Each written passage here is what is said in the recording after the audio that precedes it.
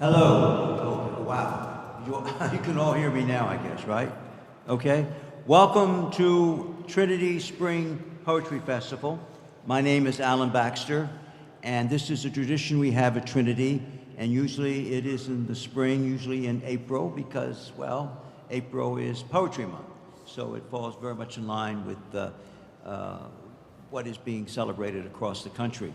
So we do this once a year, and again, welcome to this festival. There are some refreshments over there. This is compliments of Trinity Wall Street, and a number of our own poets are here to read. I also host Poets Corner, which meets the third Tuesday of every night. I'm sorry, the third Tuesday of every month. What's wrong with me?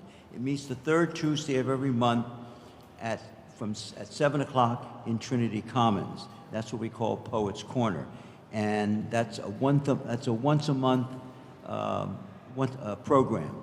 But this poetry festival, which we do for everyone, which is a larger enterprise, which is a larger event, we do once a year and usually at April. So again, welcome. And if you want to, and let me say one thing, two things actually. Our featured poet, Frank Romano, is not here because he has been called to go on one of those ships that takes food and supplies to Gaza, to the West Bank. And they are due to leave, actually they're in Turkey right now, and as soon as they get the permission to do so, they will be going. So our prayers are with them, definitely. It's a very scary mission, but if you know Frank Romano as a poet and as a person, he's frankly one of the most courageous people I've ever met. But his son is here, who is going to be showing you his visual poem. And we'll have a number of visual poems shown throughout the afternoon. So we'll have both people reading their poetry, we have a musician coming up to play his music, and then we'll be having visual poems, and I'll be letting you know when we'll be having the visual poems. So when the visual poems come up, it's not over yet. Don't walk out, please. Watch the visual poems, then after the visual poems are over, we'll continue with the reading of poetry. Okay, so it's a kind of a combination of different things we have here this afternoon. Music, visualization, dance, if the dancers show up, and also the standard reading of poetry. So we'll begin, and the first one is one of our musicians who plays for us very frequently at Poets Corner. Let me introduce you, and he's coming to play for you. Kurt Ostergaard. Kurt, come on up.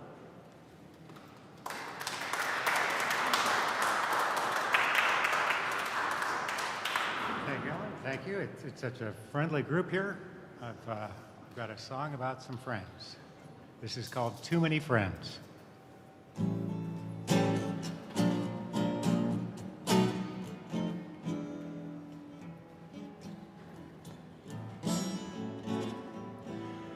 I saw a friend of mine just the other day who asked me if I knew of a place he could stay.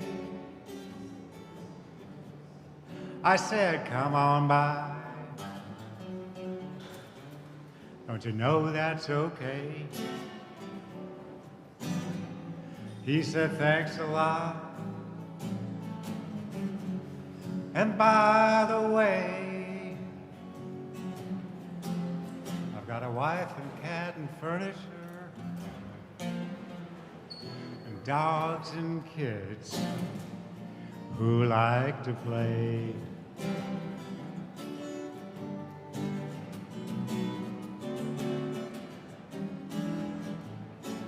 Another friend came to visit, and he brought a few more. And now I can't even get in my own front door. Well, I got a job and it ain't the best, but I'll have to get another just to support my guests. Makes me wonder what I've done to deserve some friends like these.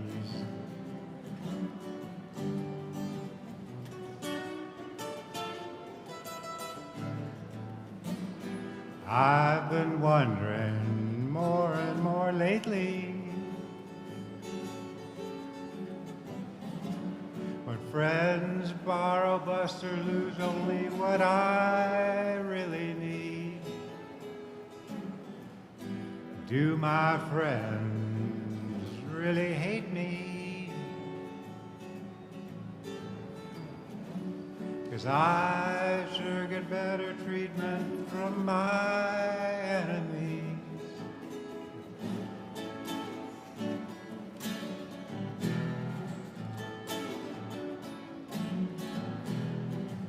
Got home last week and my house was a zoo.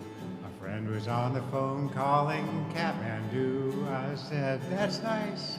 Are you gonna stay long? But when the phone bill came, he was long gone. With friends like these, who needs enemies?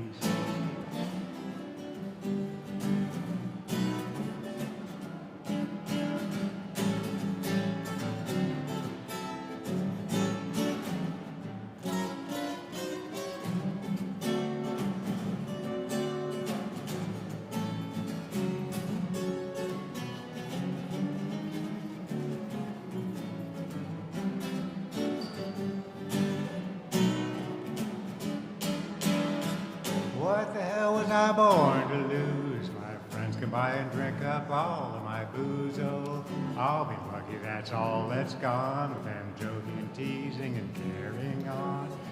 Their philosophy is total irresponsibility.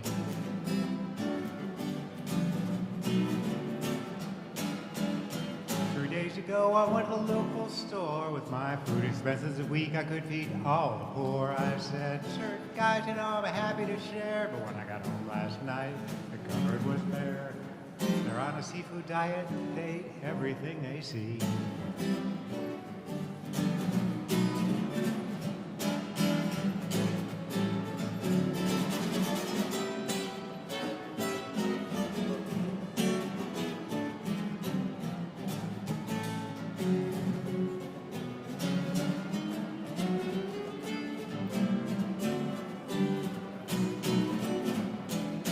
I got too many friends who know how to live. I got too many friends who know where I live.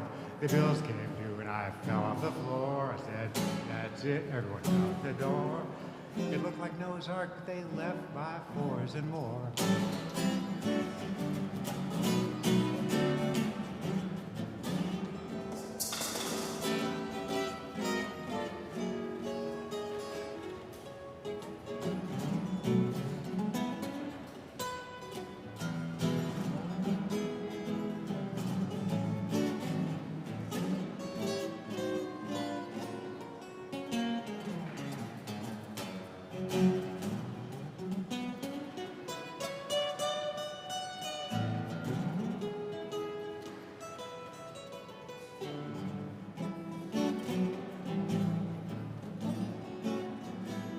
Well, the thing to do is to move, I guess. But I'll have to leave no forwarding address. I'll call the movers. I'm leaving today. Where I'm going, I really can't say. I guess I'll have to call a friend and ask for a place to stay.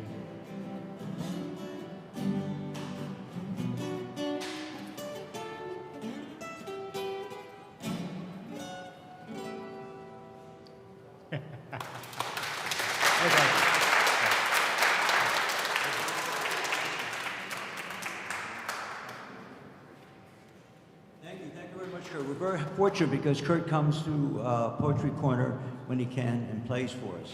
So very nice on the guitar, and thank you very much, Kurt. Very good. By the way, when you come to read or perform or whatever you want to do, you can either speak from this mic or, especially if you have a preacher's complex, you can go inside and inside the right here and speak from the podium if you want. Go inside the little kind of booth here and speak from the podium, and you can do that if you want. So it's up to you how you want to perform. Okay. All right. Next in line, and another very wonderful poet who reads an awful lot for Nomad's Choir, Brad Vickers. He's here today. Brad, come on up.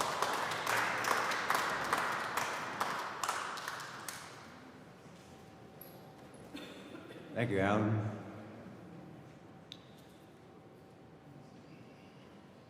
I'm going to read a poem I dedicate to the Italian poet Eugenio Montale. And the poem is called "The Snow Has Stopped." The snow has stopped. It starts to rain, melting the snow back to water that flows cold now like my bloodstream after I hear more war with death. The visuals I cannot bear to see anymore.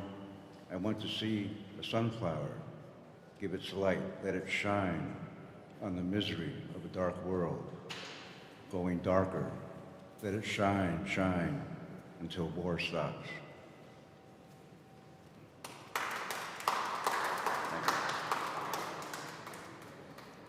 How many, two? Okay, here's another. Phone call, As Long As I See You. Grinning quarter moon, looking at me at eye level, on the upper deck of my home overlooking the river shining in the light you give. I want to say thank you, Miss Moon. There's nothing more satisfying than to see you in all your phases, making a move for me to think and ponder about my life and all life here on earth, to make me want to reach out and put you in my pocket, save you for a rainy day, as the song goes, we're catching falling stars. I think the song is really about you, Miss Moon. You're spreading peacefulness among us. Even after you disappear below the horizon, you are making someone else like me happy on the other side of the world. Millions of someones stopping for a moment to check in and call and collect thoughts about life and where it's going. As long as I can see you, Miss Moon, I feel I'll never step out into darkness.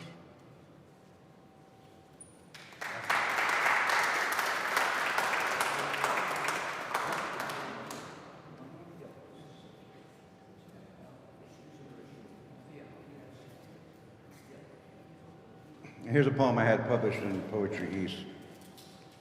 It's called Pomegranate. Opening the pomegranate is like the night sky, generous with stars. It's like an author's stories, a poet's poems, a songwriter's songs, an artist's life's work. Opening the pomegranate is like the universe that busted onto the scene. It's like Mother Earth and her children. Opening the pomegranate is like opening the heart, filled with little bursts of love.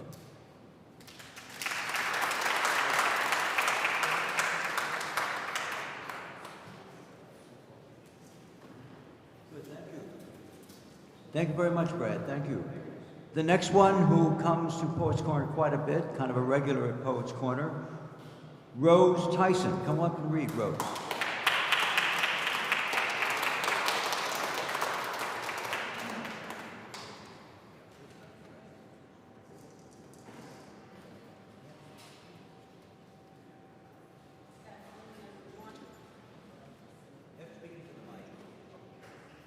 The city with many shapes and colors.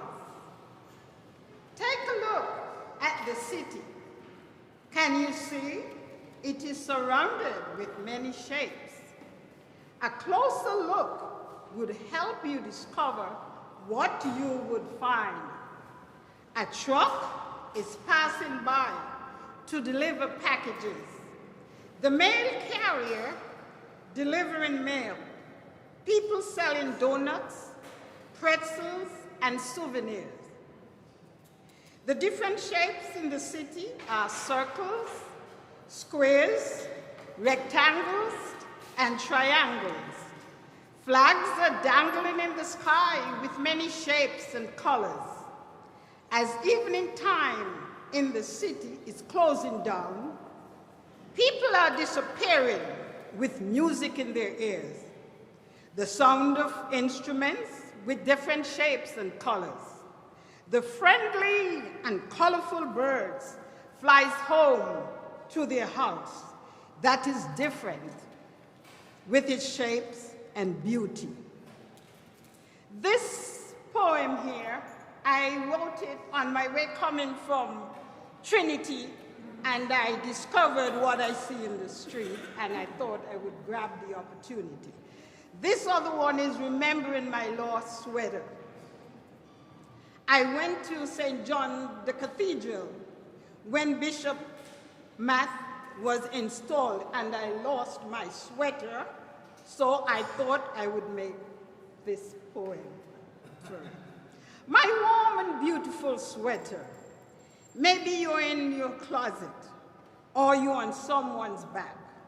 I mourn you, and I grieve for you. I give thanks for the time that you had it. Yes, I loved and adore my sweater. Goodbye, my friend.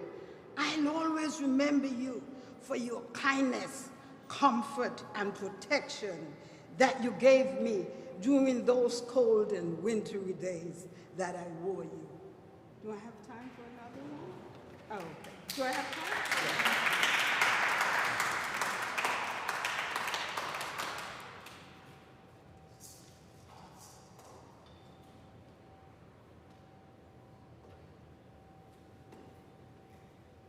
The mirror on the wall is very beautiful. Take a look at the colors, shape, and paintings. They remind us of love, hope, peace, happiness, and sincerity. Mirror of beauty, continue to capture smiling faces of people as they run and walk to greet you with their smiles and beauty. Oh, mirror, mirror on the wall, continue to stay there to give people confidence, trust, and hope as they compete and for a memorable crown for their smiles and beauty.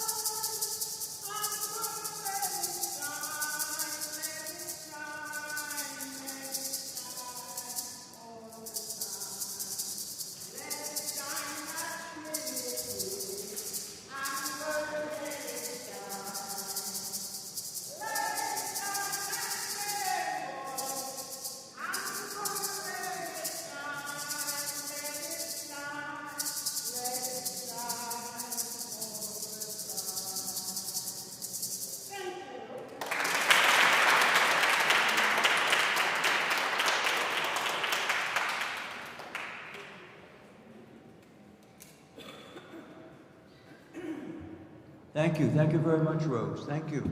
Also, if you want to follow some of the poems that are digitized, and you can get it on your cell phone, just let me know and I'll give you a QR card if you want one. So just let me know and I'll pass one out to you, and you can get, you can see what the poets are saying and what they're reading, and it will appear on your cell phone. So let me know, and it's available to you. I should also tell you that, I should have mentioned this at the beginning, this program is being live streamed thanks to our really good technical crew from Trinity. So this is being live streamed onto the Trinity website. So later on tonight, if you want to download it or something, I think you're able to do that. But so we're broadcasting it all over. The next one, and she also has a mystery book that's going to be published soon, and besides her poetry. And by the way, some of the writers have brought their books, and their books are in the far table. So if you like what you hear and you want to get some more and you want to read and want to buy one of their books, please help yourself and just make sure that the writer gets reimbursed for the use of his or her book, okay? So the next one, who is a very much of a regular at Poets Corner, Anne Marie Brum. Anne Marie.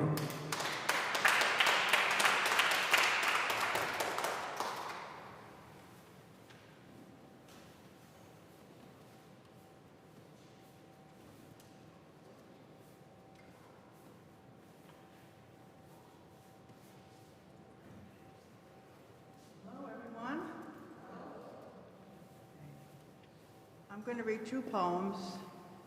The first one is called Our Late Love. We found each other late in life, yet our love burned with the intensity of adolescent passion. From the moment you approached my table at the conference dinner dance, I knew you would change the rhythm of my life. The desert winds had blown my voice away, but then you came and composed new songs. When my fire burned less bright, you quickly ran to stoke the flames. When my dance twirls grew tired, you shot the swing back into my steps. Happiness rang from everywhere. Our faithful, ever-present friend, the Mediterranean sun, smiled down on us.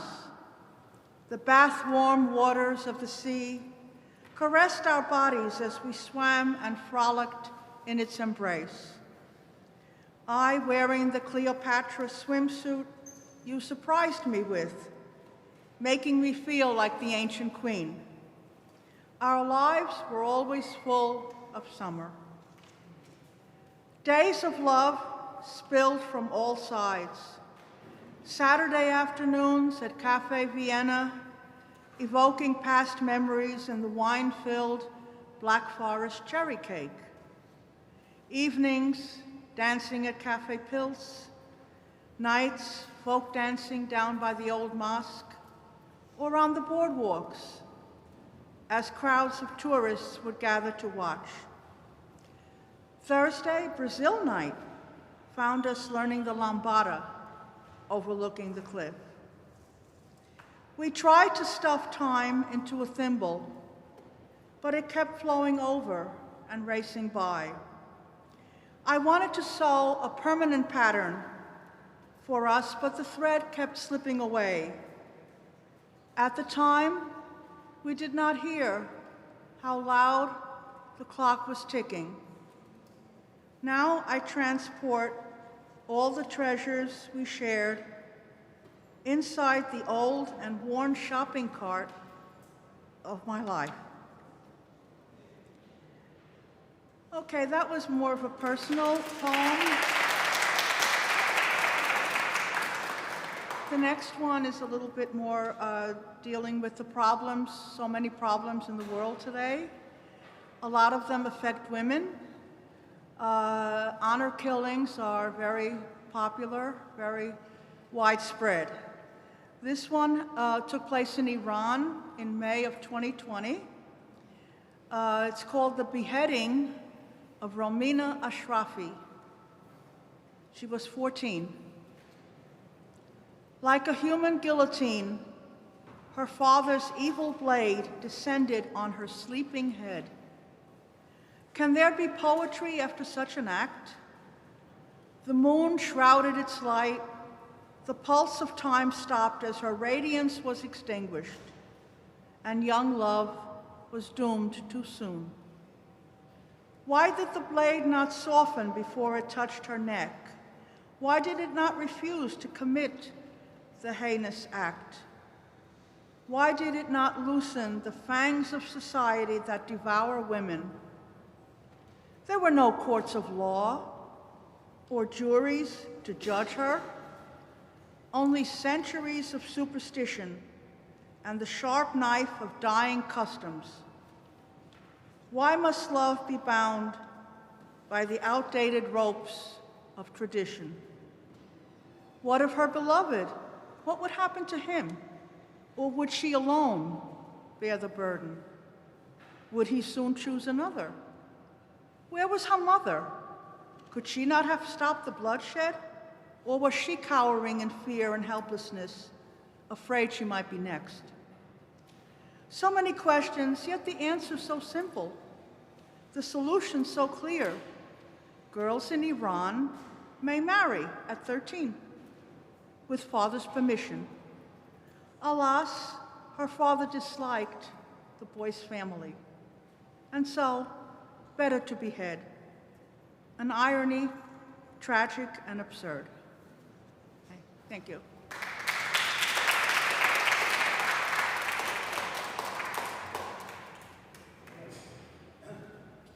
Thank you very much, Anne Marie. Thank you. And actually, she mentioned something that I should have gone into a little bit more detail about at the very beginning. This whole program today is around the theme of love and love and justice. And of course, as we all know, the world's in turmoil right now in every respect, and I think you all know that. I don't have to go into detail about it. Many poets are considered to be rebels because they come out and mention comments about all these struggles and what can be done to improve our human situation, which is very difficult. And so many poets will give their ideas, and many poets have contributed very much in ideas and in protest marches and in demonstrations to try to improve the world around them. And this is, again, a theme that will resonate through many of the poems that we have today. And also a lot of them have spiritual connotations as well, and this will resonate in many of the poems, one's relationship to God, etc., one, you know, in some respect. Now, poetry is probably a very elastic term. Like some people think that dance is like poetry in motion, or poetry is any sort of artistic enterprise that creates rhythms and creates a flow of images that say something to us emotionally. So what we're presenting today also, and you can sort of tell that the program is very multifaceted. This is kind of like a multimedia of poetry today, because poetry can go beyond the printed page, and a lot of the artists we have today are doing just that. So we'll have, from time to time, visual poems. And the first visual poem we have today is Whispers of Vision, which is done by a very talented young man who is the son of Frank Romano Jr., who was a filmmaker from California. And he flew out today at my request to definitely be here, Frank Romano Jr. So this is a visual poem he's composed, and it's called Whispers of Vision.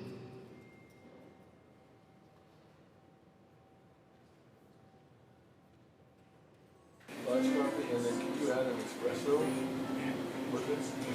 Some hot, low-fat milk, or skim milk. Okay. So, coffee.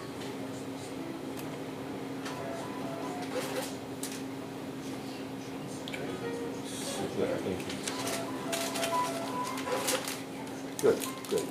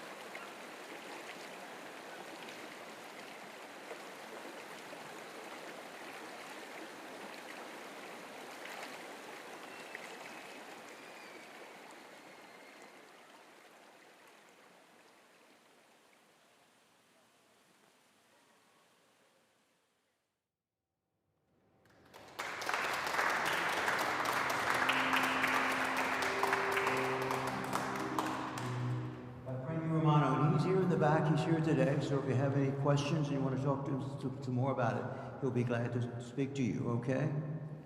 The next one, Stuart Fishman.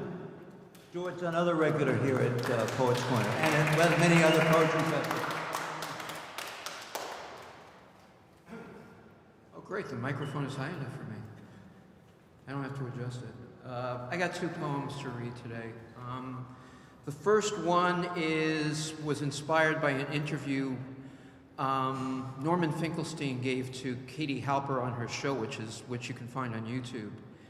And the title is inspired by a reference he made to the Nat Turner slave revolt in his analysis of what happened on October 7th. This poem is called Nat Turner in Gaza.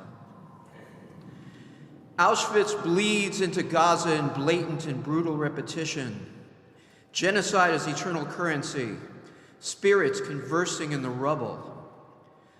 A gaggle of Zionists, some in folding chairs, savor cold beverages, witnesses to an unfolding apocalypse. But who among them feels pity for Amalek reborn? Who among them would mourn their obliteration? And who among them has not thought themselves superior, deserving of the milk and honey dripping from Theodore Herzl's lips?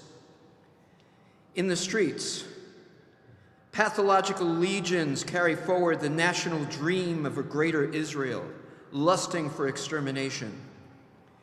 They rage with a fervor that would make Kahana proud, for a nation romantically conceived in myth, murder, theft. While in the face of carnage, Nat Turner's spectral fingers trace Israel's liquid borders, feeling no limit. He floats over Gaza with tears for the fallen, rage for the atrocities of the chosen. And he flows through the blood of millions, those who claim resistance as legacy, liberation as sacred. And who among them will cry as Israel consumes itself, sacrificing its brainwashed masses to history's eternal gaze? Thanks. And I write a lot of political poems, as you could probably tell. The second and last one was inspired by the gentleman who set himself on fire in front of the Israeli embassy in D.C. back in February. This is called For Aaron Bushnell. He was consumed by fire, but not by silence. And the sane ones who carved this world into zones of death and finance would call him mad. Their predatory machines sweeping vast swarms of humanity into memory. Yet where bodies fall, they see numbers. Sanitized figures in a perpetual ledger. They will never know the beauty of a conscience, nor the sublime burden of awareness. And in this world they made, they would inflict upon us greater fires to fight.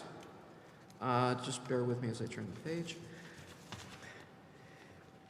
Turning nations into theaters of slaughter, blood-drenched plays by murderous playwrights.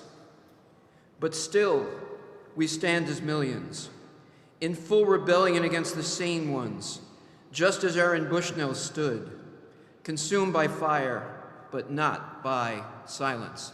Thank you.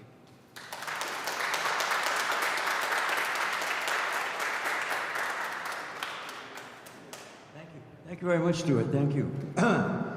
And again, as Stuart said, poets are, again, regulars of justice. They're protesters. They're people who write poetry in the hopes that maybe humanity will learn from the experiences of the past. That's one way of looking at it. And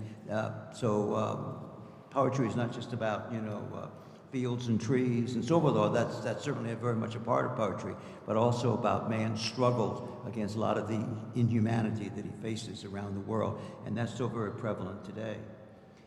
Our next poet is another very talented musician. He's written music for one of my plays and hopefully for one of my movies coming up, and we'll see one of his films later on today, and he's going to read two of his poems now. Steve Bloom. Steve.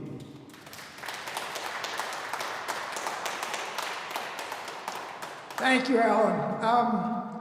My first one will kind of continue the theme of Gaza that Stuart started for us. It's called, I actually wrote it a little more than 15 years ago. It could have been written yesterday. It's called New Year, Gaza, 2008, 2009. Call out the names of the dead so that we may mourn. Call out the names of the dead. Call out the names of their killers so that we may rage as we mourn, call out the names of their killers, call out the names of those who march in protest, so that we may give thanks as we rage and mourn, call out the names of those who march in protest, call out the names peace, justice, freedom, Palestine, so that we may hope as we give thanks, rage, and mourn. Call out the names peace, justice, freedom, Palestine. And when the time has come to call out the names of all those who remain silent as we are calling out these names, let us pray that yours will not be among them.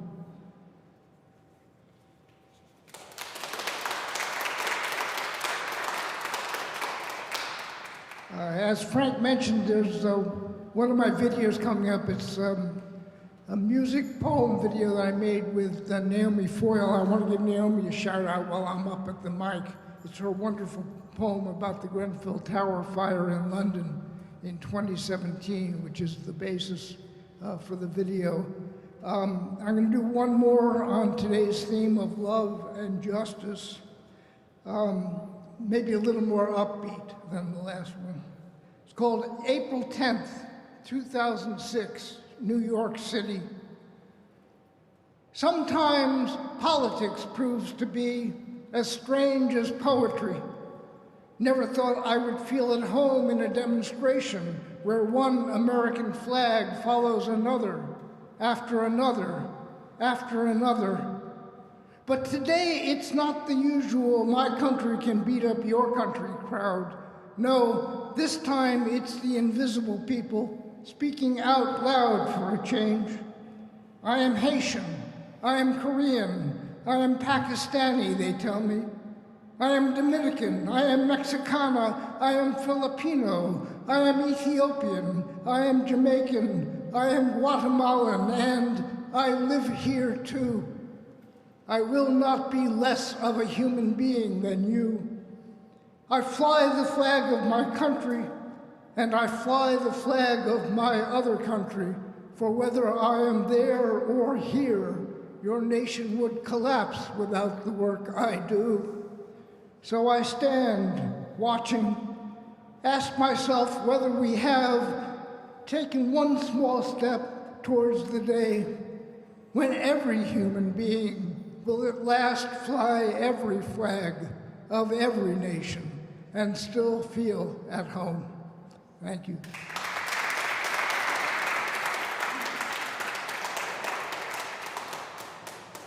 Thank you. Thank you very much, Steve. Thank you. The next one, who is new, but I hope he comes back again and probably was reading some very good poetry for us. Let's welcome Anthony Misagrossi, right? Did I pronounce your name correctly? Okay.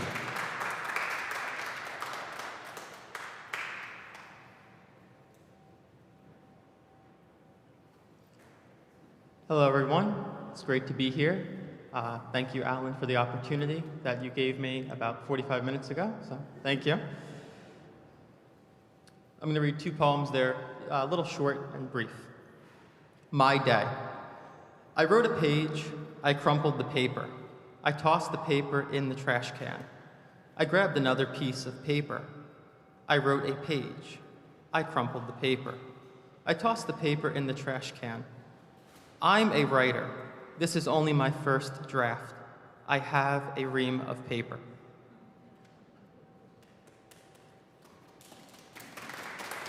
Thank you. And as a commuter of 5 years from New Jersey to New York City, and now, after a few months, I think I can call myself somewhat of a New Yorker. I moved here. I've been living here for the last 3 months. But I wrote a poem about something I think everybody in this room can relate to, and it's called The Subway. Uptown, downtown, crosstown, midtown, passing through the turnstile, racing to the train. If I'm late, I have no one else to blame. Train schedules are so lame. Commuting is just a game. Thank you.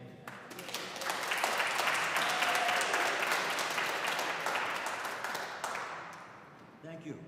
Thank you very much, Anthony. Thank you. Okay, next, if we're ready, is two visual poems that I have done. The first visual poem is called Springing from the Wind, and this is based on the this is based on the book of Ecclesiastes. In fact, the term springing from the wind comes from the book of Ecclesiastes in the Bible. So if you're acquainted with it, it's sort of describing in sort of philosophical terms what the human condition is.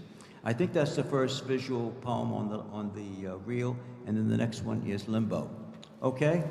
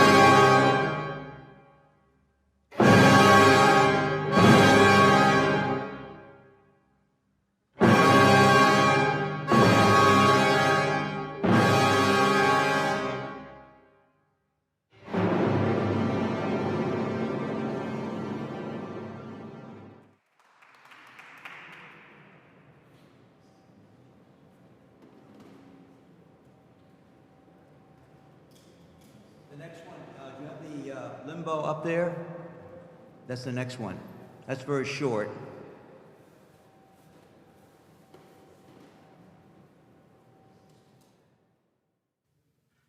And now let me read two poems from my other book of poetry, A Second of Eternity.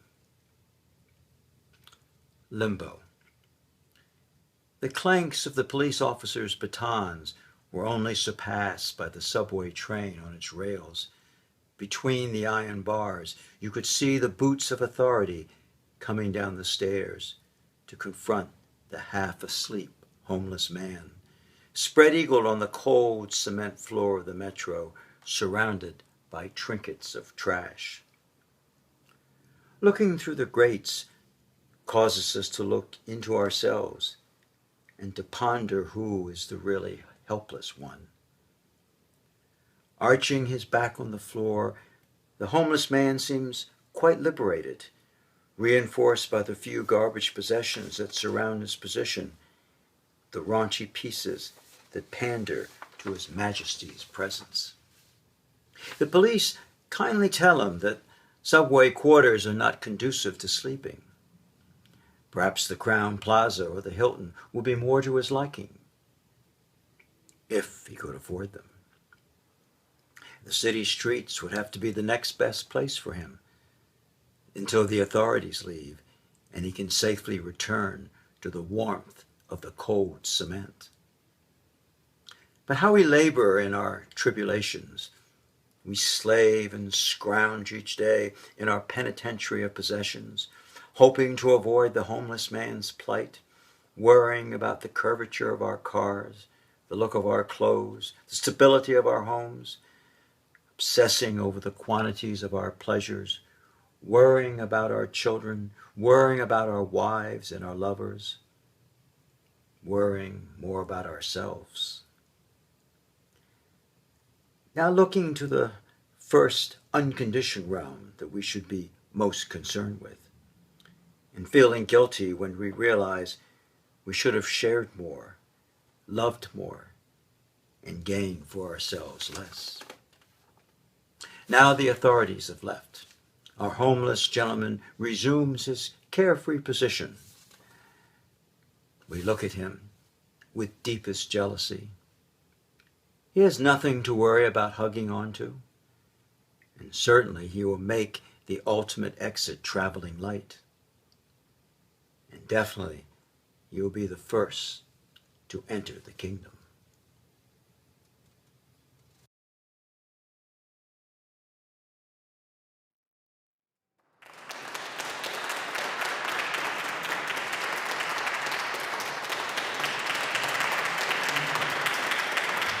Thank you very much, thank you. Yeah, is the volume on this? Maybe make sure the volume is up because it was hard to hear. Okay, well, before we show yours, we'll make sure the volume is up before you show yours and Frank. Right, exactly, right, no. Diana Thompson, Diana, come on.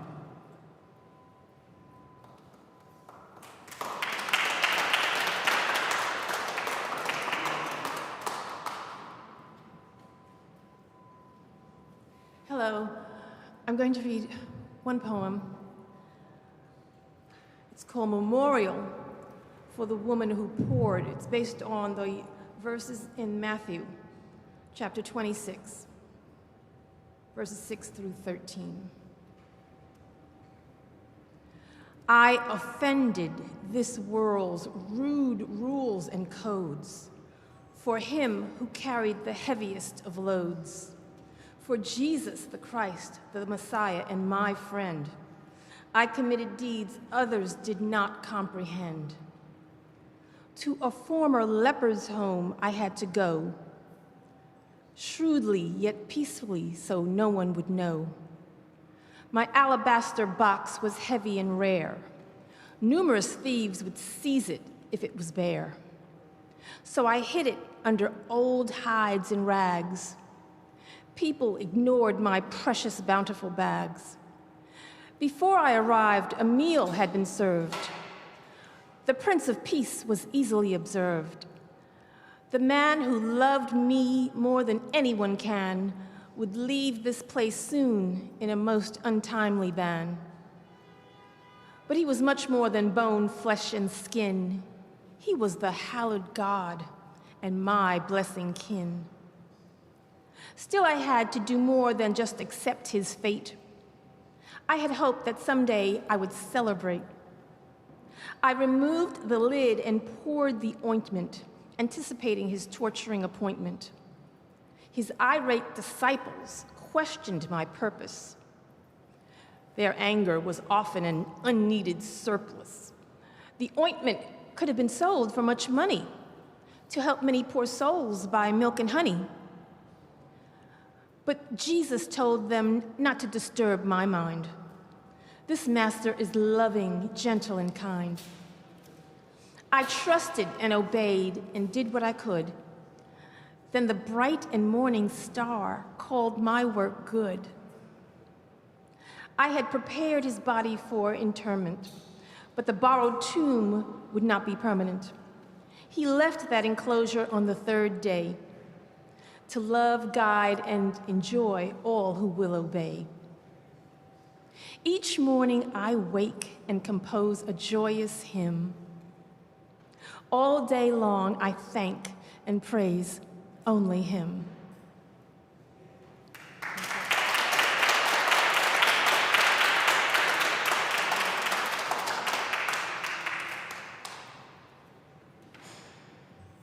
Thank you very much. Thank you very much, Diana. And hopefully we'll see some more of you. So come back again, please.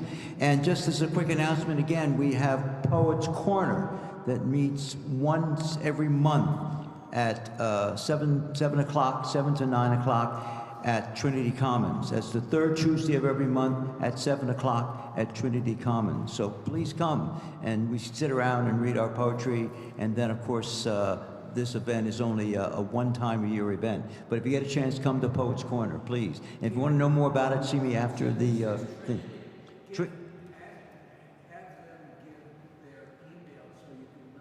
Right, yeah, please, I would like to get your email, please, please, so I can notify you, all right, about the Poets Corner.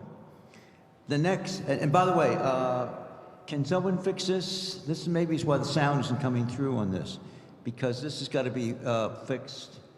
So somebody from the media team or something, come down before I have our next visual showing to fix this right here, okay? I'll see if I can get somebody to come down and fix it. The next one, Cora Shaw. Cora Shaw. Thank you. Come on up.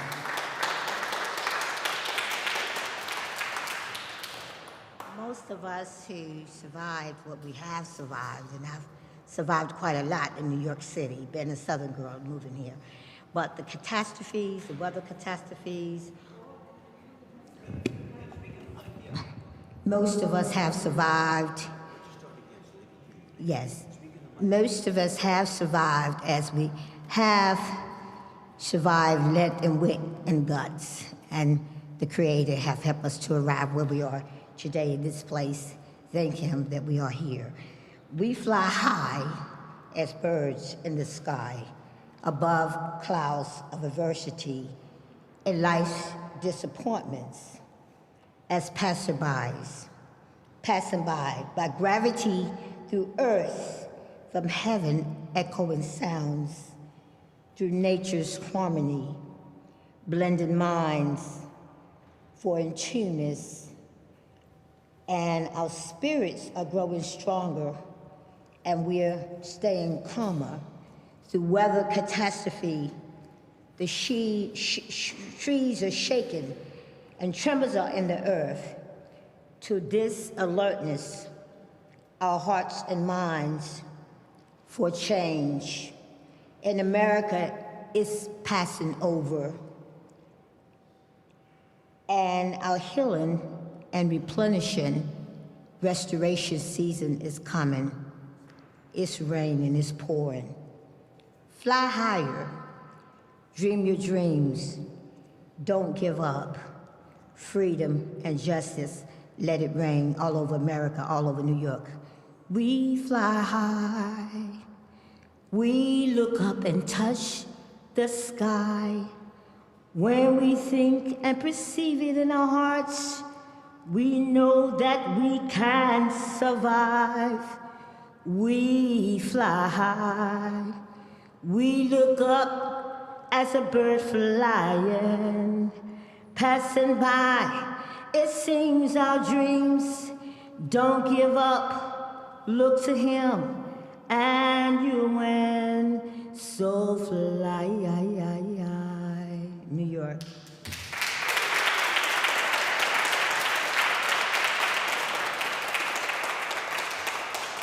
And again, thank you very much, Cora. And again, come again, please, okay? All right, thank you very much. Now, this is a person who is very well known to me, has come to Poets Corner in the past quite a bit. Cynthia Moten. Come on up and read Cynthia. Okay.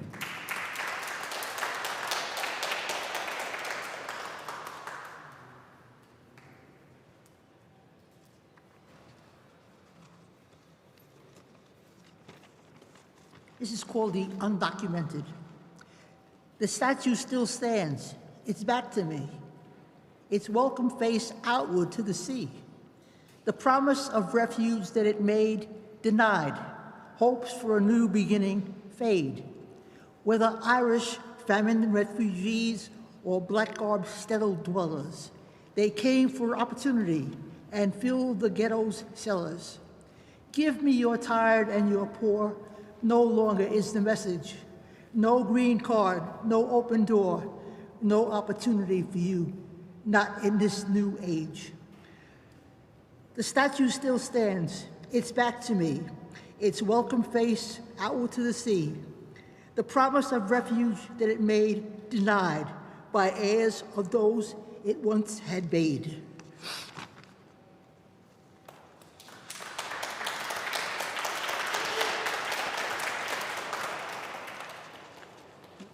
Now, the next poems are about a member of the Trinity congregation who was shot by a policeman while she was in her bedroom. A good shooting. Was she a rabid dog to be shot within the safety of her bedroom by a police sergeant who should have known better but did not see her as a person who, although mentally ill, was also a techie who wrote poetry and knitted hats and gloves for children whose fathers are locked away upstate. And because she did not look like his mother or his sisters or his aunts, who could someday have mental problems, but would probably have a better fate than that which befell Deborah Dana.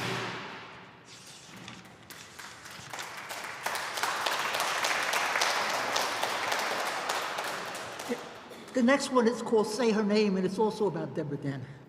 She was a woman who was aware of the dangers created by her mental health problems. Say her name, Deborah Dana. She was a woman who was sometimes angry and acted out. Say her name, Deborah Dana. She was a woman who expressed her thoughts through her poetry. Say her name, Deborah Dana. She was a woman who created beauty through the art of crocheting. Say her name, Deborah Dana. She was a woman who shared her gifts joyfully. Say her name, Deborah Dana. She was a woman who was gunned down while in the safety of her bedroom. Say her name, Deborah Dana. She was a woman who was killed by a policeman who was still on the city payroll. Say her name. She is a woman whose death has been ignored by those who purposefully fill our streets with protests.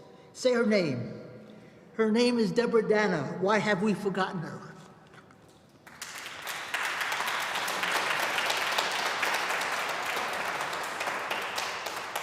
Now, these are 3 haikus that I wrote recently.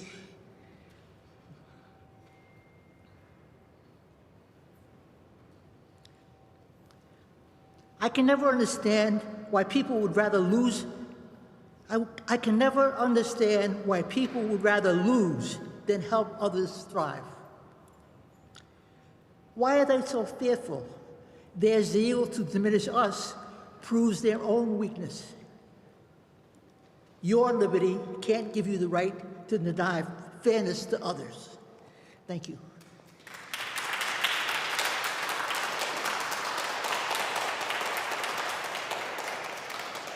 Thank you, and great to see you again, Cynthia. Thank you very much. Thank you, and please come again, okay? The next one, who has been a very much of a veteran of Poets Corner and has been reading poetry for many of my poetry events and has about four books published, right? Five books published, and some of them, and if you ever want to purchase one of his books, talk to David about it. But he has read many times for many of the events that I've held, so it's great that David's here. David Folds.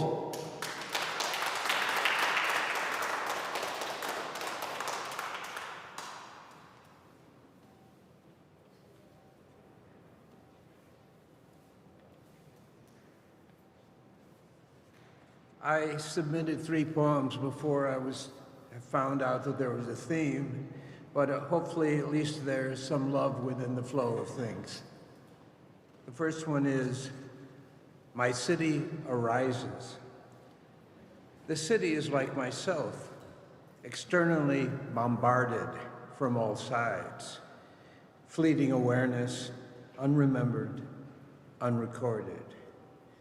Internal energy radiating more outward than in. The city embraces with love or disgust its massive organic totality. Heat bakes cement and steel in summer create an irritated edge even to breathe. Cold structures in winter reach up towards the warmth, not high enough to negate a chilled existence. Rare incidental structuring allows an echo of sounds, but the blaring blast of urban energy seek out the quiet places, dying like old skin cells trying to hang on. Urban culture feeds the creative, from the cacophony of stranded moments to the quiet of hidden lives. We rejoice in our togetherness when it suits us, and focus on the differences from historic habit. Somehow, the city of myself pauses in reflection, sitting in wonderment, trying to figure out how we all got here.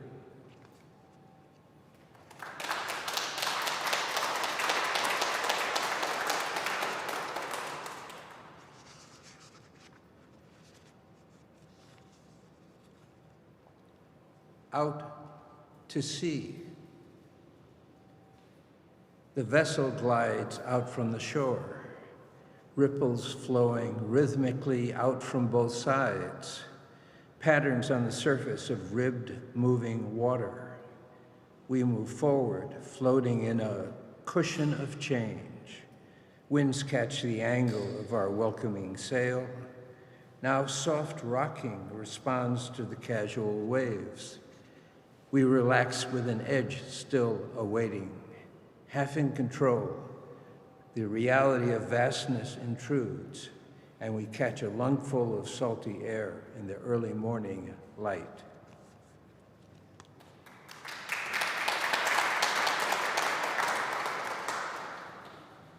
Music in our life. The wind rolls past the mundane moments while I wonder where I am today, but listening to a song that reaches inside, past the defenses of inward restraint. The flow of tempo reaches out to grab while the tune floats pitch in hopeful ascension, then lowering to soften the reality of our wishes. I'm carried along traveling on a sonic journey, all too short but truly blissful, left with a buzz and internal echoes that filter in with the seconds of life staring me in the face. The prosaic non-music of these tone-deaf, rhythmless times misses the beauty of created cohesion, misses the fullness of complete involvement. While I look to fill in the blank, life continues, inspired or not.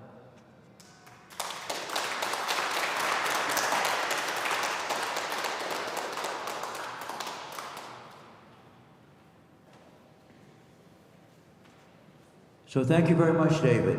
And as David has reminded me to tell you, please, if you're interested in becoming more part of our poetry events here at Trinity and would like to read your poetry at Poets Corner, please, before you leave me your email so I can email you and tell you about the other poetry events that happen throughout the year. We'd love very much for you to join us. Now, the next one is the video by Steve Bloom, Going on Crutches to Grenfell Tower. We'll get that, and then we'll have some more poets, and then we'll end up with Frank Romano Sr. reading his poems, because Frank Romano is our featured poet for today. So, Going on Crutches to Grenfell Tower, okay?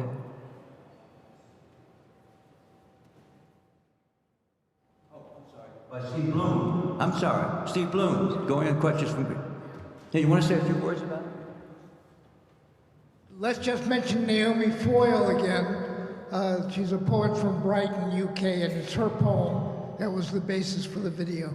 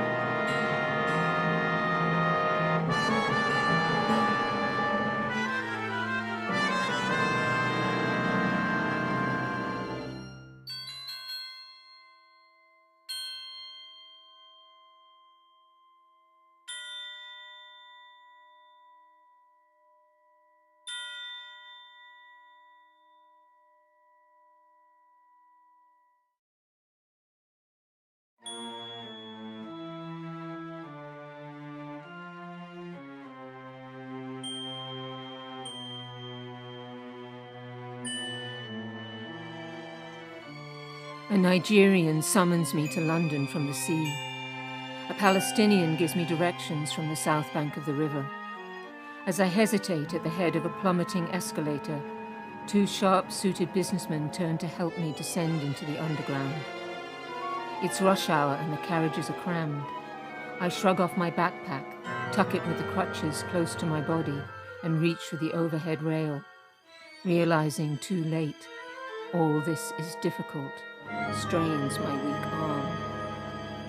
As the force of the train rocks through me, an Irishman asks if I need any help. I'm okay, I say, and lurch against the door. Quietly, in an almost formal gesture that reminds me of the way South Koreans offered money to me in Seoul. He grips my elbow, holds my arm between Waterloo and Westminster. To keep him upright, he laughs before he hops off, and I squeeze into his place by the plexiglass partition with its blessedly vertical grab rail. Will someone give this lady a seat? Another man asks. Not a single person looks up.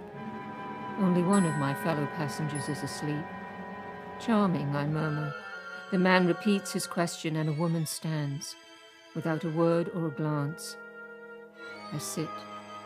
I have taken her seat, her prized rush-hour seat. But I needed to sit. I felt unsafe on my feet.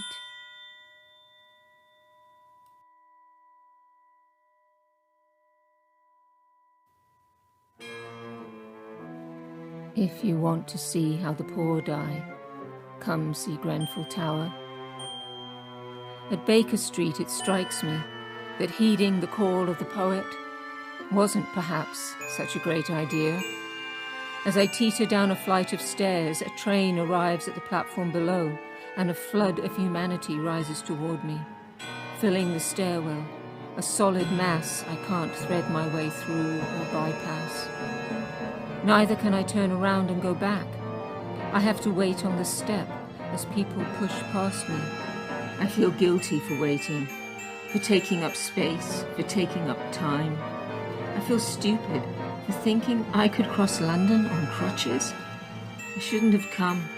I'm no biblical cripple journeying to Christ. I don't need to be another Grenfell gawker.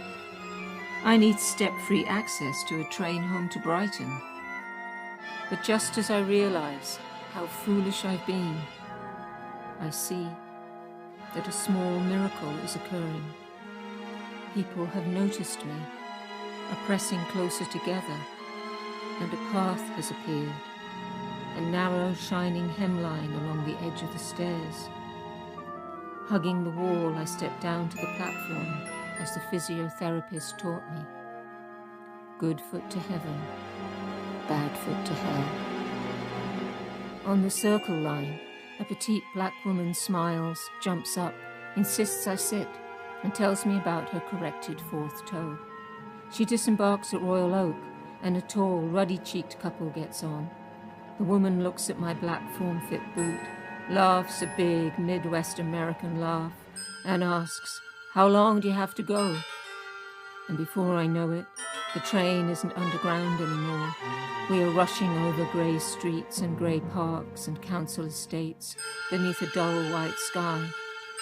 Then we are there, at Latimer Road, and before the train has even pulled into the station, it is there too. Right there, through the window, watching us with its hundreds of burnt-out eyes, watching us go on with our lives. Will we speed through its shadow, or step into its radius, enter a crime scene, come home to a war zone, or make an unsteady pilgrimage to a place we would normally zoom past?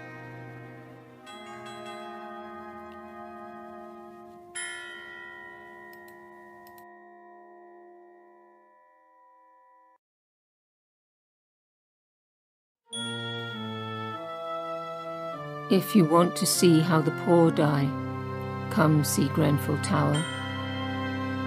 They greet me at the turnstiles. Their faces are everywhere. From walls, church railings, shop windows, telephone kiosks, above the stiff queues of flowers, the perfume of stargazers and rot, their beauty radiates an intolerable heat. The curly-haired girl on the cusp of her womanhood, the brown moon-faced mother and her 5-year-old daughter, the Muslim couple and their baby, the 2 young Italians, women in bright sweaters, bold prints, smiles and hijabs, older men clad in dignified solitude, Stephen, also known as Steve, Mohammed from Syria, please sign petition. Poster after poster, please call if you see. And behind the telephone kiosk, that plastered pillar of love, with its poems and prayer calls and white paper butterflies. Behind the viaduct with its incessant trains, behind the vinyl banner on the brick-clad new build, considerate constructors secure everyone's safety. It rises. The blackness I have hobbled here to stare at, as if nothing else exists. The blackness I will never forget. For there is nothing blacker than the windows of Grenfell Tower. Not the niqab of the young woman at the zebra crossing, whose dark, darting eyes are the essence of light. Not the black plastic boot that protects my shattered ankle. Not the black shell of my laptop on which I'm writing this poem, or the fascia of my BlackBerry phone, on which I took grainy photos of the burnt-out windows of Grenfell Tower. Photos that fail to show those windows as they are. Blackness as void. The unfathomable blackness we come from and return to. Absolute blackness. Cordoned off by red and white ribbons, guarded from gawpers by police in fluorescent jackets, but impossible to cover up, impossible to hide, yet impossible to approach, until a man strides by me, stops up ahead on the pavement, and raises his arms. Pale, grey-haired, in a grey shirt, his arms lifted to the tower in an open-palmed V for veneration. He appears to be praying, mourning, giving healing, sending love to Grenfell Tower, communing with the spirits, he tells me, of his neighbours, whose children went to school with his, who didn't want to leave this way, whose agony lodges in his throat, whose vanished beauty shines in his eyes as he turns to go back home.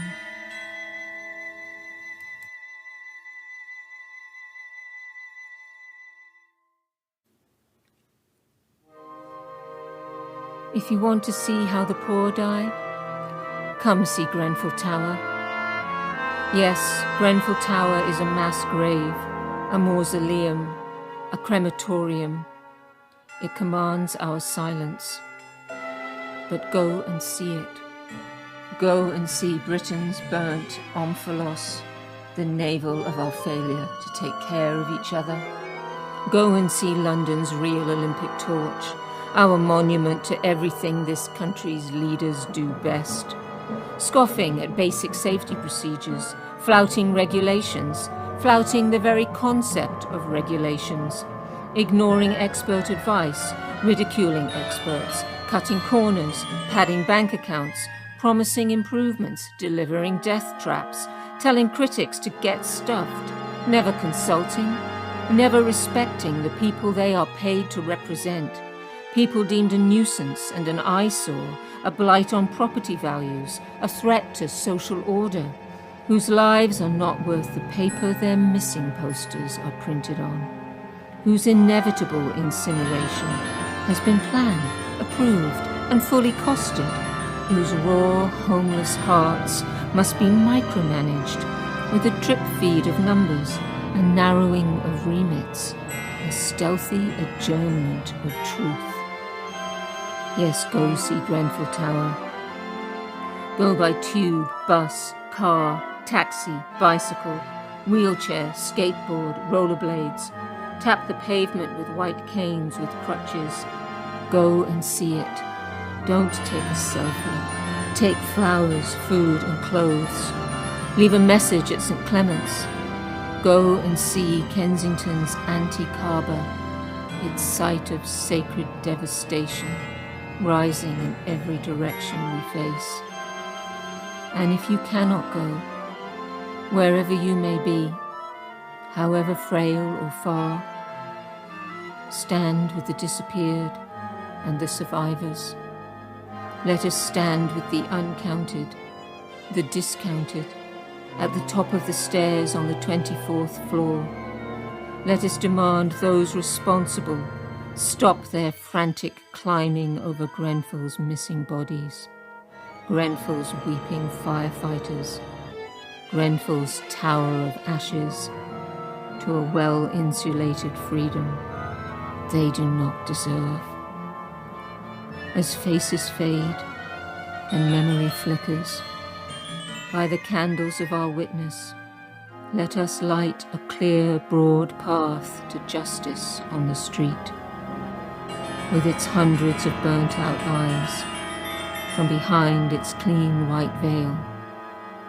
Grenfell Tower is watching us.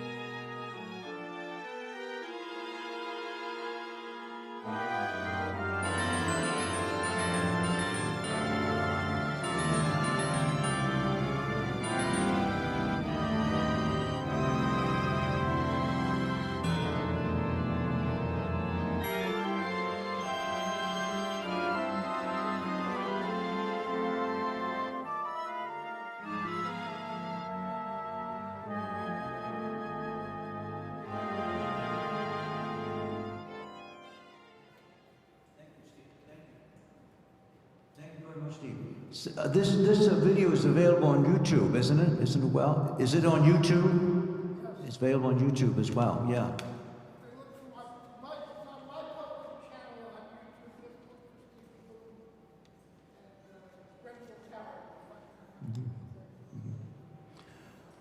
Okay, we have some more poets.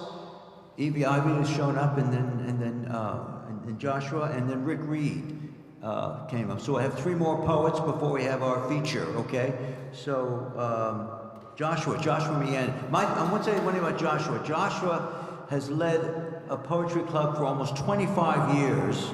He's been a master of ceremony for many poetry groups. And I have yet to learn more from him. I wouldn't be here unless he taught me what to do, as well as writing poetry himself. Joshua.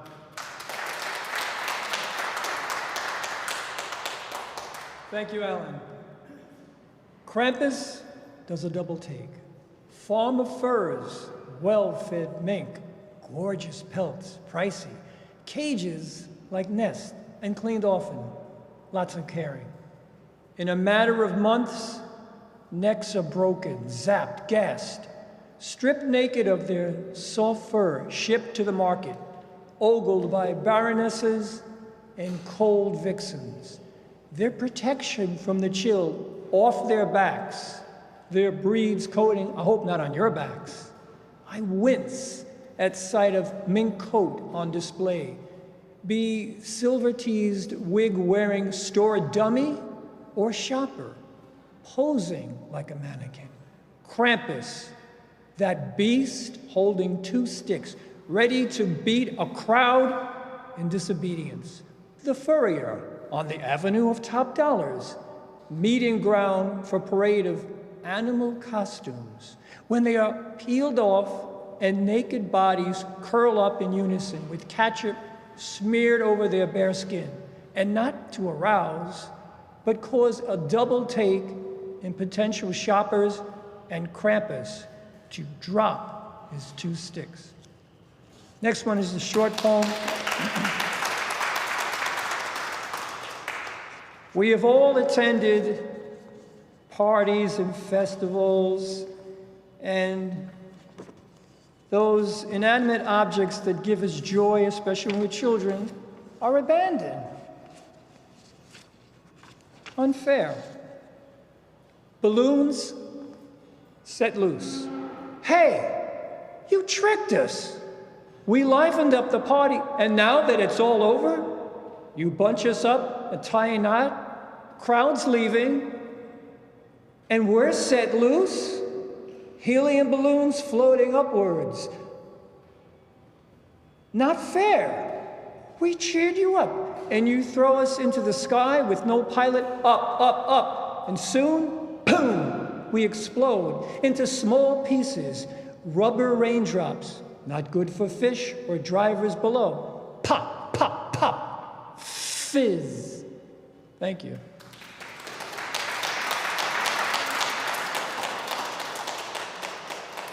Thank you. Thank you very much, Joshua. And now an actor in many of the plays here in New York, and actually he was an actor in one of my plays. Come here, Rick Reed, to read his poetry. Rick, come on.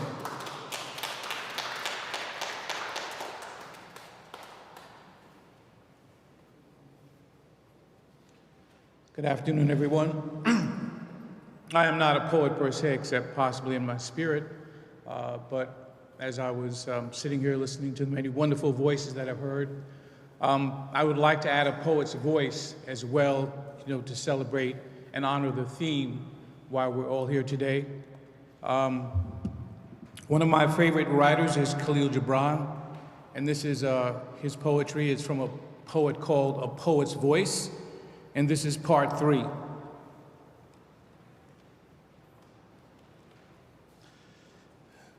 Thou art my brother because you are human, and we are both sons of the Holy Spirit and made one of the same earth. You are here as my companion along the path of earth and my aid in understanding the meaning of hidden truth. You are a human, and that fact sufficing, I love you as my brother. You may speak of me as you choose, for tomorrow shall take you away and will use your talk as evidence of his judgment, and you shall receive justice. You may deprive me of whatever I possess, for my greed instigated the amassing of wealth, and you are entitled to my lot, if it will satisfy you. You may do unto me whatever you wish, but you shall not be able to touch my truth. You may shed my blood and burn my body, but you cannot kill or hurt my spirit. You may tie my hands and chain my feet with shackles and put me in the dark prison. But who shall not enslave my thinking? For it is free, like the breeze in the spacious sky. You are my brother, and I love you. I love you worshiping in your youth, kneeling in your temple, and praying in your mosque. You and I and all are children of one religion. For the varied paths of religion are but the fingers of the loving hand of the Supreme Being extended to all, offering completeness of spirit to all, anxious to receive all. I love you for your truth, deprived from your knowledge, that truth which I cannot see because of my ignorance, but I respect it as a divine thing, for it is the deed of the Spirit. Your truth shall meet my truth in the coming world and blend together like the fragrance of flowers and becoming one whole and eternal truth, perpetuating and living in the eternity of love and beauty. I love you because you are weak for the strong oppressor and poor before the greedy rich. For these reasons I shed my tears and comfort you, and from behind my tears I see you embraced in the arms of justice, smiling and forgiving your persecutors. You are my brother, and I love you. Thank you.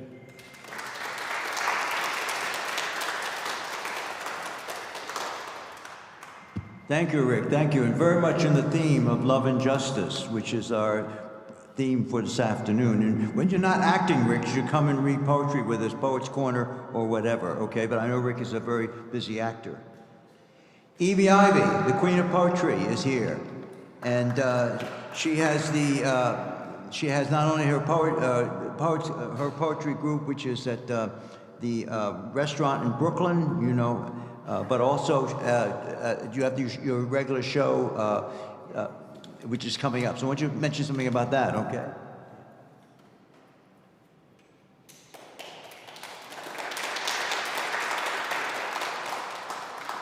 Thank you, Alan. You're very gracious.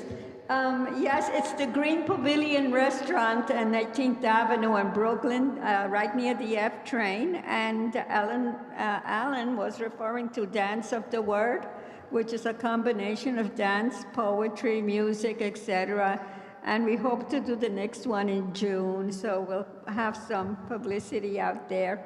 Anyhow, I just want to say that video, Steve, is so touching.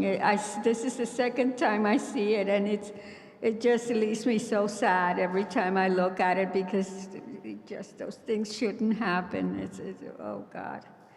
I'm going to read one poem, and it's not my poem. So let me read this little poem by Joe Gansky, and it's called My Hand. My hand has blood and bones. My hand has a river. In that river, there's blood and bones. In that blood, there's a man floating in the bloody water in my hand. Thank you.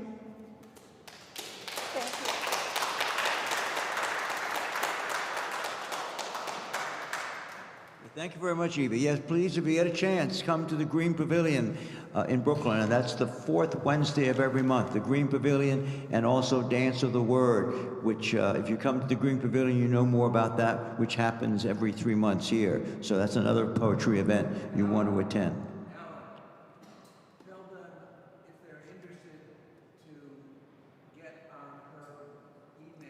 Right, yes. Please see Evie and give her your email, and she will mail you about it. So please do that, you know, and get on her email list, as well as my email list, okay? So we can notify you.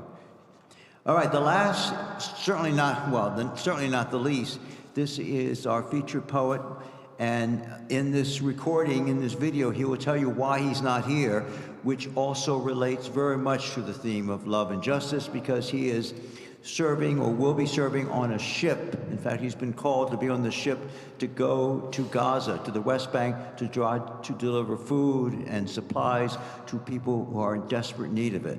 And our prayers are with him, and hopefully he will get through it all right, because it's a very dangerous mission, but he's doing it. And that's Frank Romano. So we'll have that as our last video, and that's Frank Romano reading his poems. The prelude of the prelude introduction, when I will read my first poem. I want to sincerely thank the Trinity Wall Street Church for sponsoring this event, for inviting me to be one of the readers, the feature. I want to thank in particular Carla, from the Arts Committee, the Trinity Arts Committee, and I want to sincerely thank Alan Baxter for organizing this whole event and directing it. And most sincerely and warmly thank my son, Frank Romano Jr., who traveled all the way from California to be here with us to present his film, Whispers of Vision, and to be the videographer here, and to run the projector and all the film work. Anyway, thank all of you, and I hope to see you soon. Hello. If you're getting this, you have to realize that I'm actually on a boat right now. I'm a part of the Freedom Flotilla from Turkey, on the way from Turkey to Gaza, bringing tons of food and medicine to try to save Gaza, to try to do something. I found out about my participation when I was invited to join this group, this amazing group of activists, after I was selected to be the feature for this incredible event. So first of all, I want to welcome you to the Trinity Wall Street Poetry Festival. And I'm sorry I can't be there, but I continued my engagement as a feature through this video. And have a great time, and I hope to see you soon. The first poem I'm going to recite is called Empty Seat. It's these poems were published in my book, Crossing Over to the Secret Witness by AB Film Publishing a few years ago. And I'm honored and happy to be here with you, and I am with you in spirit. Empty seat. Empty seat where a Palestinian child should be, but he was killed with live fire. An Israeli soldier was to return from war, but he didn't come back. From an Israeli sniper shooting hot metal at a young Palestinian boy with rock in hand was way beyond David and Goliath. Played out daily with martyrs and tears tears falling into the hot sands of the West Bank and Gaza. Empty seat ascending upwards, upwards, toward the swirling sky, and then descending onto the platform. But nobody enters, and the Grande Roue shimmers and stirs as the empty seat rises, slightly swaying in the wind. I have another piece for you. It's called Drone. It's not in the anthology that was produced digitally, but I thought I might add it, being rather, I think, relevant to what's going on today. The face off. Got to gut up, but the changing shape of war, no face off and no guts. Now just push a button and time explodes. Innocents are erased, massacred. No inquiry, just turn off the machine and walk away, shielded by constitutional rights, by corporate interests. Don't fret, but you're trembling with frustration. You're looking frenzied, feathers ruffled in all four corners, tortured by impotent rage. Wipe away your tears. Wipe them, come on. Oh, I'm sorry, but your phone's bugged. No more leaders, just shells. Politicians, like drones, no eye to eye, controlled by blind ambition, no compassion, and no heartbeat inside. Another to share with you. It is called Behind the Silk Curtain. I happen to be living as an exchange student in Paris, taking a stroll down the Champs-Élysées, as a matter of fact, of all places. Behind the silk curtain. Here I am, for the 100th time on the Champs-Élysées. It is the night before Christmas, and I'm as sober as hell. The dreary lights parade on all sides of the streets, spotted with the tourist set. I am a Parisian, and I live here. Oh, I ignore a McDonald's stand. What nerve planting a crud burger in the middle of things? I walk away from the Arc de Triomphe, where an American family flashes, clashes, chocolate stain. Daddy, looky, I want an ice cream. Wow, hey, let's go to the Latin Quarter. The horde runs in circles around Mommy and Daddy, playing hopscotch, turning in circles, singing, twisting, pointing, hopping. To avoid them, I turned down a side road, bypassing the Concorde, where thousands had been beheaded in 1789. Across the Seine and through the small streets in the 7th District, seeing small, well-kept boutiques, art galleries, well-designed antiques, Rococo furniture, through streets smelling of ancient bourgeois society, small cafes, elite nooks, where artists and philosophers still come to play, to display their intellectual hardware. Down Rue de Bac, I hear a group of Parisians speaking in low voices, that juicy French chirping. I arrive home, close the door, turn on the desk lamp. A shadow slowly bows as tears form, a glistening puddle among the papers and books. The street lamp peers through the silk curtains, running a chill through my quivering side. The next piece I'd like to share with you is a love story called A Squirrel. I was driving my car in Ashland, Oregon, and saw this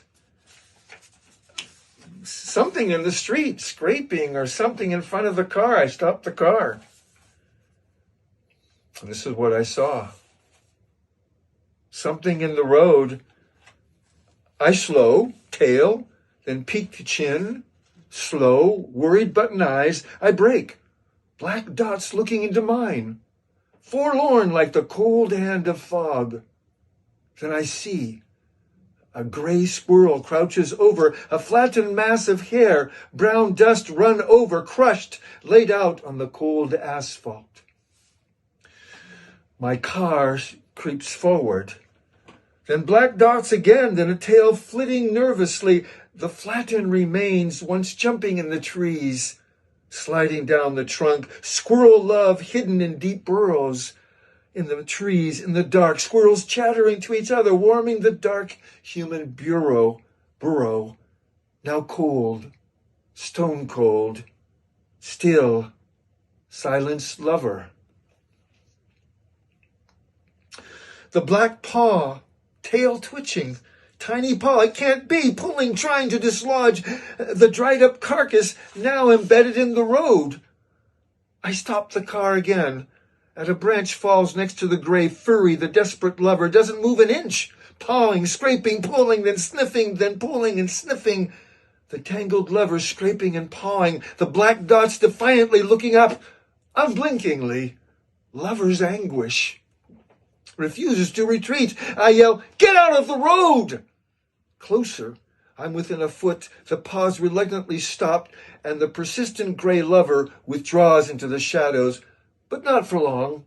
As my car has stopped, a foot away from the downed animal, I can no longer see the frantic lover, but I distinctly hear scraping, pulling, scraping into the night. The gray phantom refuses to move before the heated radiator, undisturbed by the hoot of the owl overhead. Scraping, pulling, I back up about 10 feet and give them a wide berth and drive by. On the other side of the road, the beloved gray champion gone. The black dots not looking up, frenzied, scraping, pulling, scraping. God, I wish I could love like that. I feel my own deep love and must not lose you to know how profound it is. I have a poem for you. That there's a call for it, even though I think some of you have heard it before. It's called Bread and Gladiators, and it refers to the practice of the Roman emperor of handling out free wheat to poor people and to Roman citizens, as well as providing entertainment, gladiator entertainment, to appease the poor masses during the Roman Empire period. And I want to add that Alan Baxter, during our conversation years ago, inspired this poem. He talked about what was going on in the world today.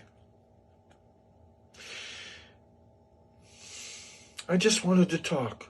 Just talk. Close. Feels vacuous.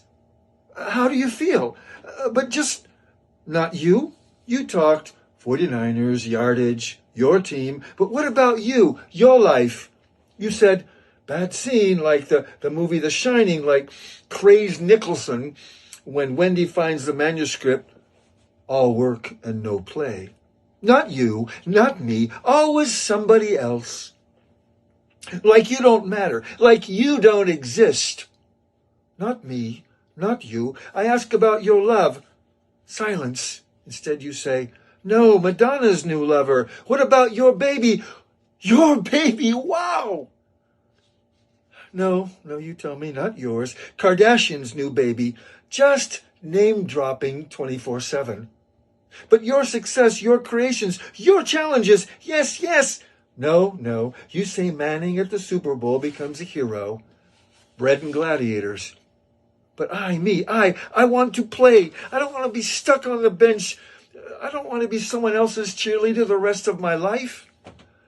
No, and I don't want Julia Roberts, Meryl Streep, DiCaprio, the talented illusionists, actors glorified sometimes far more than the real people they play. To live my dream following a script, illusions now mean more than reality. I only want you. Just you. What? Living by proxy? Yeah, I know. Life's become so linear, so monotonous. Cool technology brings static conformity. Machines think and maybe soon will even feel for us, like in the movies. Canned emotions on the silver screen. And we now live the movies, sports, the media. And you say, technicity, high-tech, state-of-the-art means perfection. And I say, not perfection, but a way to control us, placate us, send us into a mindless stupor, stacked in front of the screen. Bread and gladiators, bread and games, to stifle your voice in an artificial, sterile comfort zone, a computerized life, passionless existence, virtual and minimal. The staff of a meaningless life, bloated like spectator popcorn, bred in machines, more hot air than substance, like automatons, manipulated, overridden, marinated in a lifetime of illusions. Eyes that never blinked. Bread and games, but you don't question. As you watch your films, you jump up and down in the stands, safe, comfortable, non-committal. Now, getting older, bread and games, except for stashing cars, houses, toys, things in a box labeled my success.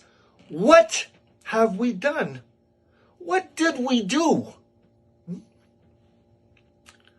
But it's only a box, kicked between the uprights, a field goal kicked always by someone else again, while loafing and cheering at the bread and games. And now, life is almost over. Go sweep up all your things into the middle of the arena, the amphitheater of someone else's fight. Go ahead. And there you are, on the silver screen, at the end, stiff, cadaverous, sitting in the middle of the field with a glacial, hollow smile as the light pierces through your empty body. I hope you're not getting too bored or restless, but this one, called Over the Line. I crossed the line. Passions stream from my fingertips. I crossed the line, touching your soft face that I had held so dear so many moments. I crossed over. Life and death no longer have meaning, endless searching for sanity because I crossed over into pure amour to touch you again and die. Because I crossed over into my tears of longing. I crossed over, never more to return to a controlled existence. It's no longer possible in the reflection of your eyes, in the puddle leading up to a place where we touched, our hearts so interweaving, so out of breath, gasping. So I crossed over, never to return from a correct life, socially acceptable, flirting with emotional mental disaster upon every breath that I shall ever take. I will cross over to your love.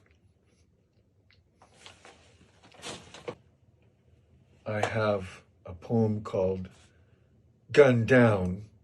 It's not in the anthology also, but I think it's appropriate for today. I'd organized a peace freedom march in the Jenin West Bank, Jenin refugee camp. And I was relaxing that evening when I saw on television that a youth was arrested or was detained by Israeli soldiers and was killed in the camp, right next to where I was. The next day, there was a riot. People Palestinian protesting in every direction, with setting fire to tires and breaking store windows. However, during this uprising, something magical happened. This is called Gunned Down. Did you gun me down in the camps tonight? 4 thin shadows bedded under the stars. An explosion shook the rickety timbers of the overgrown hut, and the helmeted shouts wake up, bang, and the boy went down.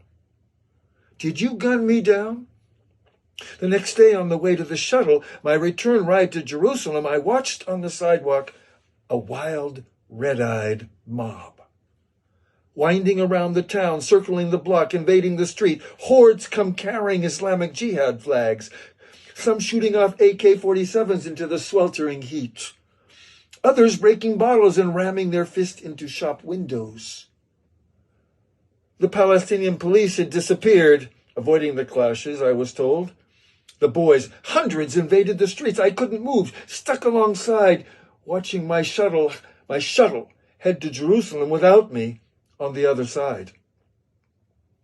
Tires were ignited. Dirty rubber smoke infused the air, singeing my throat.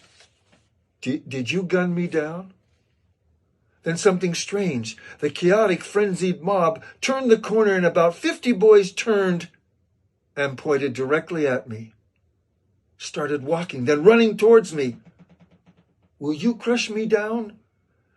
I flashed on what an out-of-control mob could do. Too late. I cringed, no time to pray, too shocked to pray, tight lips, then smiles. Then they seemed to lift their thumbs in unison. I thought for the governor's assistant not standing next to me, but the boys ignored him and appeared to be looking at me.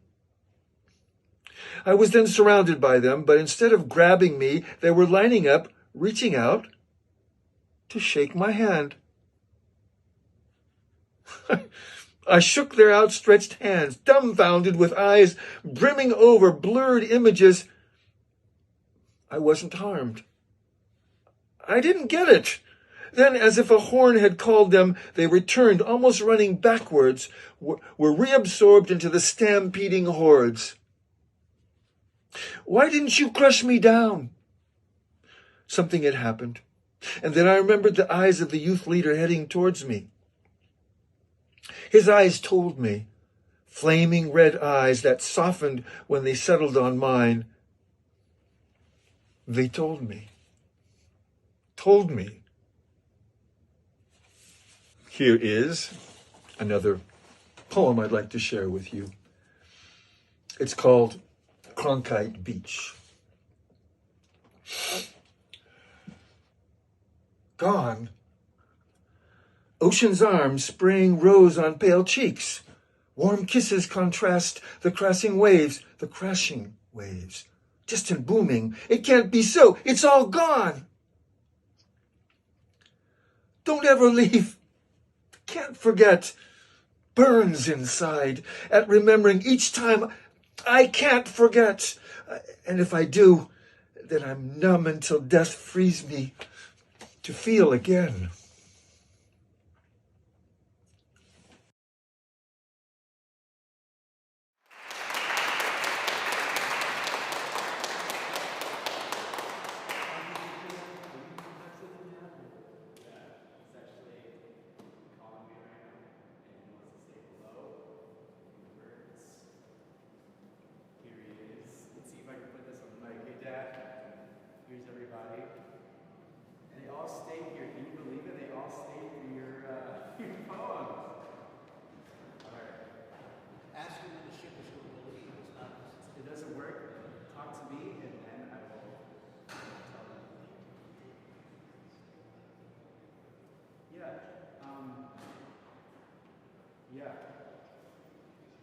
Yeah, talk to me, man, let's talk.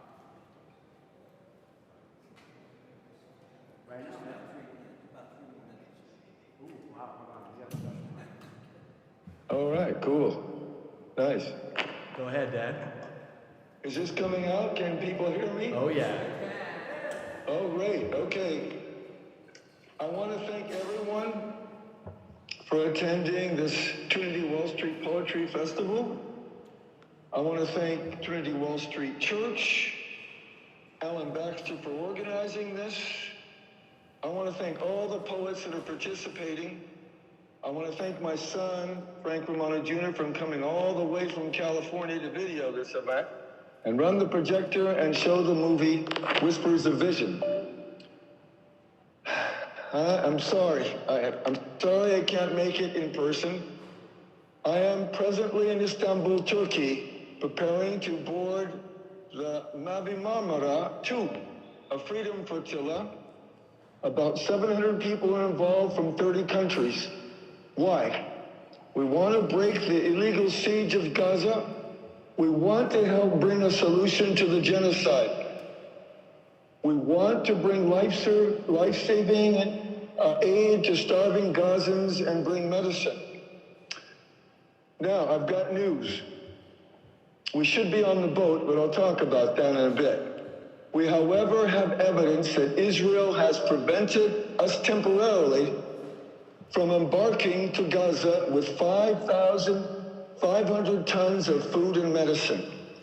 Now, ironically, the U.S., which, of course, as you know, enables Israel to continue this genocide, talks about the importance of the entry of humanitarian aid, and Israel says it recently has allowed the entrance of more humanitarian aid into Gaza.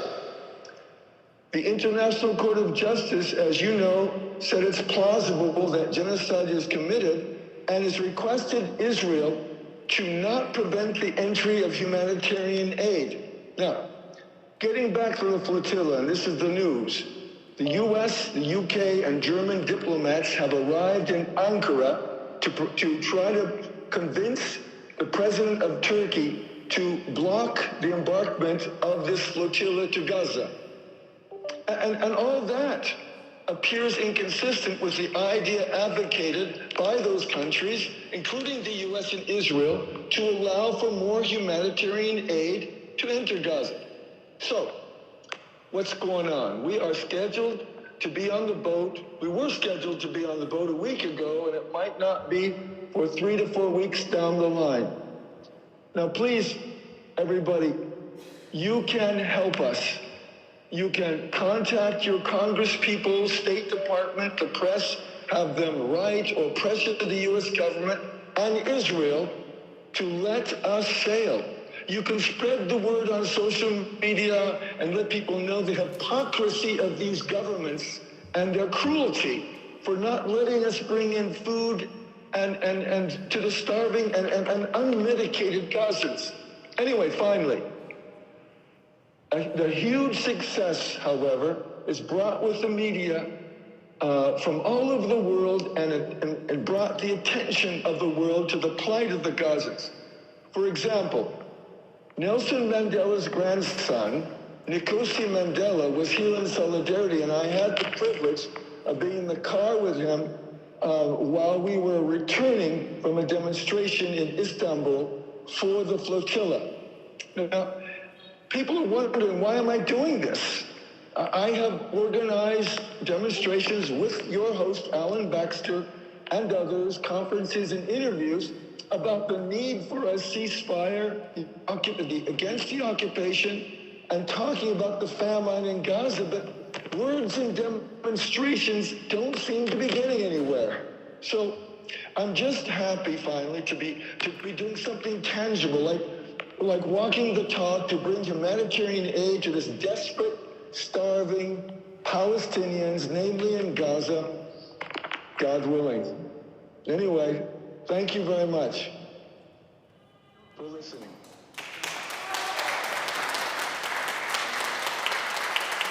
Frankie. And obviously that's it. Thank you. In fact, let's have one last applause for all the poets that have performed here today. And make sure I get your emails so we can see more of you. So see me before you leave. There's I think some refreshments still left. Help yourself to it. But that's it. Thank you very much for coming. Thank you.